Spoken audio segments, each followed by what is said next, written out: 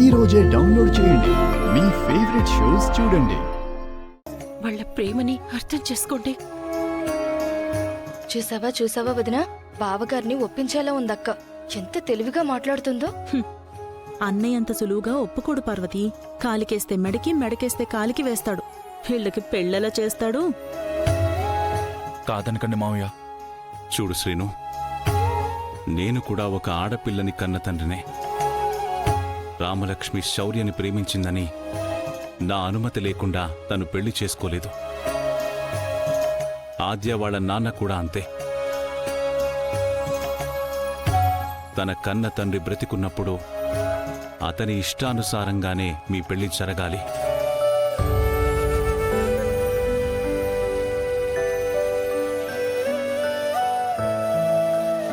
తను ఒప్పుకుంటే అంతకన్నా కావాల్సింది ఏముంది? అమ్మయ్యా, అన్నయ్య నిర్ణయాన్ని ఆ పిల్ల నాన్న మీదకి తోసేశాడు. ఇది ఇంకా అట్టకెక్కినట్టే. కిషోర్ ఒప్పుకుంటే ఇప్పుడు ఎంతసేపు ఆలోచించం కదండి.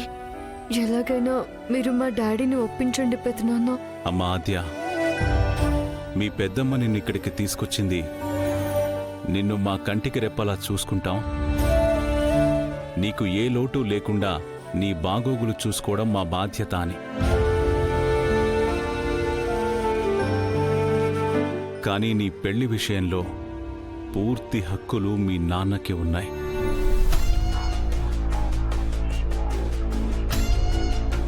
నీ మీద ఇష్టం కొద్దీ శ్రీను పొరపాట్లు చేసి ఉండొచ్చు, తప్పులు దొర్లి ఉండొచ్చు.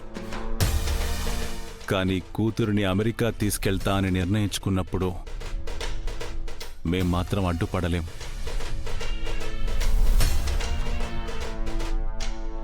చూసావా, చేతులెత్తేశాడు. వీరిద్దరి ప్రేమకి అర్థం లేకుండా పోతుందండి.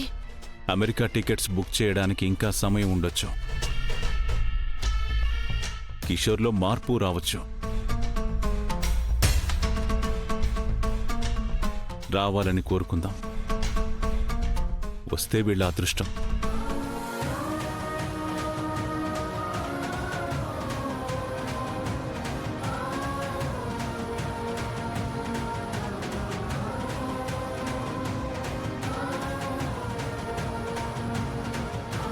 కిషోర్ బావ గారు ఈ 2 రోజుల్లో మారిపోతారేమో వదినా. ఏం మాటలు పార్వతి అవి? ఆయన 2 రోజుల్లో ఏం మారడు. నువ్వురా.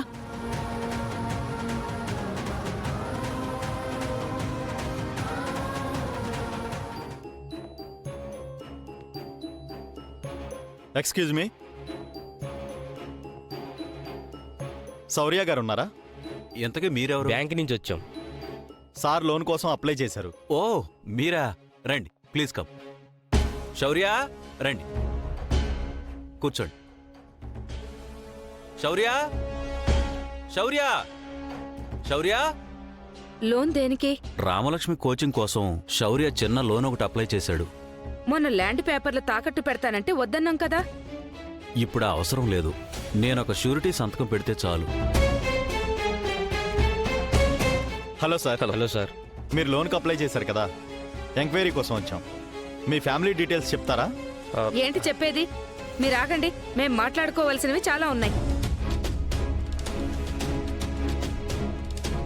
ఏంటి శౌర్య, నీ భార్యని ఇంకేం చేద్దామనుకుంటున్నావు? ఇప్పటి వరకు అది చేసింది చాలదా? అమ్మా, రామా స్టేట్ లెవెల్ ప్లేయర్. తను నేషనల్ ప్లేయర్ అవ్వాలి, ఇంటర్నేషనల్ ప్లేయర్ అవ్వాలి. అందుకే బెస్ట్ కోచింగ్ ఇప్పించాలనుకుంటున్నాను. అంటే నేను మంచి ప్లేయర్ని కాదా? నాకిలాంటి ఆలోచన రాలేదే. ఎందుకు వస్తుంది అస్మిత? ఆస్తిని కరిగించాలనుకున్న వాళ్ళకే ఇలాంటి ఆలోచనలు వస్తాయి. రైట్. నాన్నతో మాట్లాడిన తర్వాతే ఈ లోన్కి అప్లై చేశాను. చేస్తే సరిపోతుందా? వేళ సొమ్మేం పోయింది. ఆస్తి చూసి లోన్ బాగానే ఇస్తారు, రేపు తిరిగి కట్టాలి కదా. వాడు తిరిగి కట్టుకుంటాడులేవే. వీడికొచ్చే జీతం ఈఎంఐలకే సరిపోతే ఇంట్లో ఏమిస్తాడు? అమ్మా, నేను చూసుకుంటానమ్మా. డబ్బులు అవసరం ఉన్నప్పుడు 100 చెప్తారు, రేపు తిరిగి కట్టేటప్పుడు నా దగ్గర డబ్బులు లేవని చేతులు ఎత్తేస్తాడు. అప్పుడు ఈ బ్యాంకు వాళ్ళు ఇదే ఇంటికొచ్చి మనల్ని బయటికి గెట్టేస్తారు. అవునా కదా అన్నయ్య? రే, నేను తిరిగి కడతానని చెప్తున్నాను కదా. డబ్బు విషయంలో ఎంత సొంత వాళ్ళైనా అంత ఈజీగా నమ్మకూడదు కదా.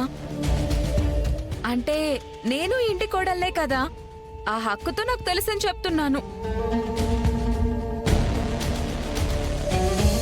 అయినా మీరేంటండి, శౌర్య అడిగాడే అనుకోండి, వెనక ముందు ఆలోచించకుండా సరే అనేస్తారా? రేపేదైనా జరిగితే నా కన్న కొడుకు పరిస్థితి ఏంటి?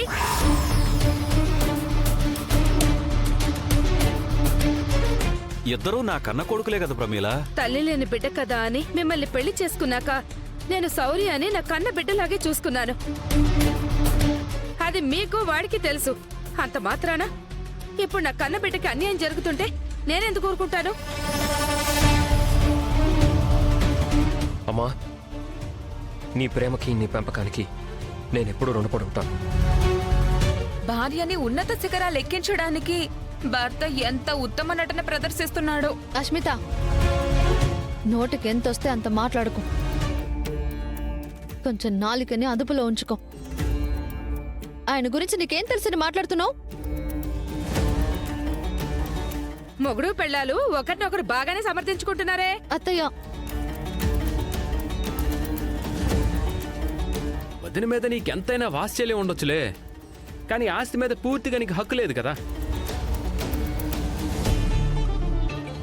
నా సొంత కొడుకు కాని నీకు ఈ ఆస్తిని తాకట్టు పెట్టాలా?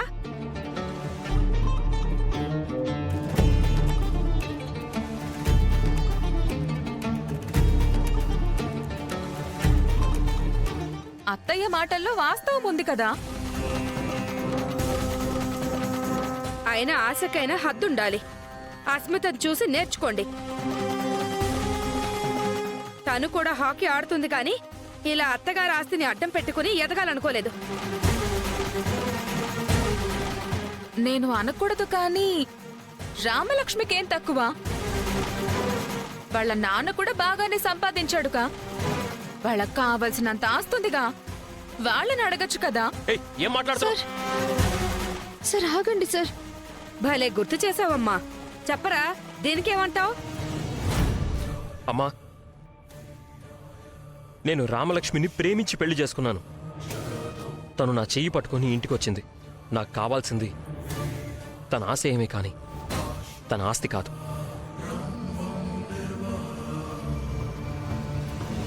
అప్పుడు ఆశలు చంపుకుని నోరు మూసుకుని ఇంట్లోనే ఉండమని చెప్పు. ఇప్పుడు ఈవిడ గారు ఇక్కడ ఎవ్వరిని తలెత్తుకునేలా చేయనక్కర్లేదు. పెద్ద కోడలికి న్యాయం చేసి చిన్న కోడలికి అన్యాయం చేయలేను. నువ్వు ఎవరికి ఎంత న్యాయం చేస్తున్నావో తెలుసులేవే.